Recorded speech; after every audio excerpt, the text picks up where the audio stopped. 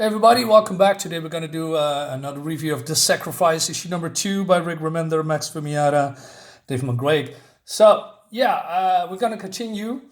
Oops, that was a little bit too soon. Well, the Pigeon Boy is basically, handed over by his parents because he's getting, I believe, sacrificed, hence the words, but there's a lot of things going on that I don't know. So this is the foreman, and the foreman is, I was believed to going to the end destination, but that is not the case. It seems that, he's been welcomed with open arms by everybody, and some people are rejoicing because, let's say if you do good, that's if you follow the rules, you're getting blessed by the gods, and then you live a life of prosperity. So I thought, this is where the people are going, maybe thrown in prison. But no, this is another household.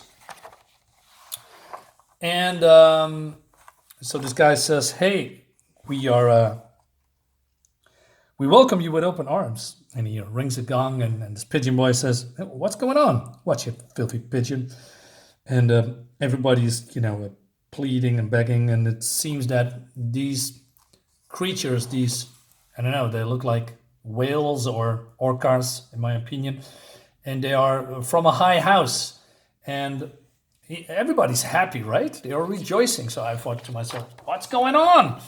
And he says, all hail the Messiah of hope. Oh, it looks really good, in my opinion. I love the whole fantasy stuff. This is totally different than I want to normally read, and I like it very much. So this, I believe, girl comes forward, and the foreman says, do you give yourself freely? And she says, I do. All right. And then the next, we see this map. Well, not really map. We see basically the gods. We have the humans here. We have reptiles, maybe not gods, but more like continents. Birds, and the other last issue, the first issue is we have the sun here, but strangely enough, that's not shown here at all, because we have here bird, we have the visage of the bird, we have a part of the sun, but it doesn't show, so I wonder, maybe this is some kind of a connected map from the first issue. Anyway, let's move on.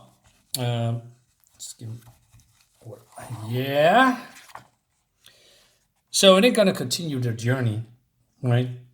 And so there's a girl, he says, the crops are bigger than the last season.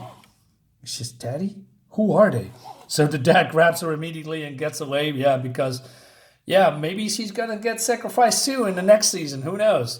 So they're going through cold, harsh regions, right? And this guy's crying. And I thought that she was an important person, but she is also getting, not kidnapped, but, being sold as slaves. That's how it looks at it, and this is some kind of a slave trader holder. But that's also not the case. These are not really slaves. Well, not slaves, but sacrifice. So they're having a break. And he says, where are we going? What exactly are we sacrificing? So everybody has a different opinion, and they say, I heard we be fed to aquatic gargantuan in the gloom sea. No, we fight each other in the lunar area. We'll be bled out slowly in a macabre ritual. Fools, you know nothing, says this boy. Tomorrow they march us over the vile cliffs where we are to be thrown into a volcano, to burn in honor of Roka's light. So Rokas is believed the sun god, right, from the first one. And so the bird boy says, that doesn't look like a volcano. He says, what do you know? Entire life spent in the barn shoveling shit. You'll see when the skin melts off your bones, your flesh turns to be steam, to power of the mills. And so just the last child says, the new child, enough fear-mongering and ignorance. Let these brave sacrifice eat in peace. So she says, hey, this is the only thing that you got? Well, he says, I got it from my sister, right? And so one of these sacrifices, hey, give me the bread. And so he said, why don't you eat your own bread, right? So it reveals that I was raised in a cage, he says. You found me and watched 5 others starve in front of me. I was tossed into a pit on my 3rd birthday ate rats and moss my entire life. We were never given provisions. And she says, well, I'm sorry you were raised by savages. And she says, well, I got plenty, so I can share, because she's coming from a rich family. Like a mad dogs, they dive in, right? Everyone looks like, oh no, what are you doing? And she also is calling him a pig while she's doing the same and bites his hand. And yeah, it's going to get wild, right? And she says, continue greed. There is plenty. Greed? While living your perfect life of plenty, did you ever wonder why your people worship sacrifice? We are divine, she says. Our role is paramount to vitality, to the destiny of life itself. So you know where they're taking us, says the bird boy. The halflander doesn't know. Spoiled and pampered, she imagines the future will hold more of the same. You don't change someone up to you don't change someone up to take them somewhere nice. Well, that's actually true. We are changed to show our devotion and respect to the gods. A metaphor. A what? She says, you low-born understand nothing of the divinity. Right? So they basically are praising, the gods, and, this is all a plan, and it's all going to be all right, right?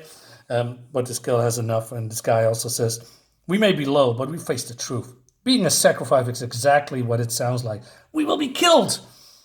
Why do the gods make each family give up a child? To remind us that they're boss, to remind us of our low place. You two see ugliness because you are ugly.